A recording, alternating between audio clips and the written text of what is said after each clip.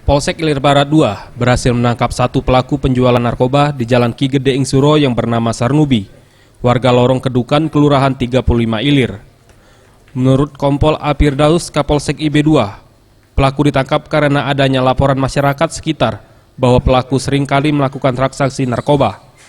Ketika ditangkap, pelaku sempat membuang barang bukti berupa sabu.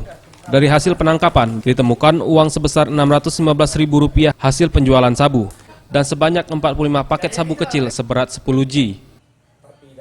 Jadi tersangka ini memang sudah kita mendapatkan informasi dari masyarakat bahwa ada pengedar yang sering mengedarkan narkoba di Jalan Pahlawan. Kemudian kita lakukan penyelidikan. Pada saat malam itu kebetulan memang kita dapat informasi TSK sedang.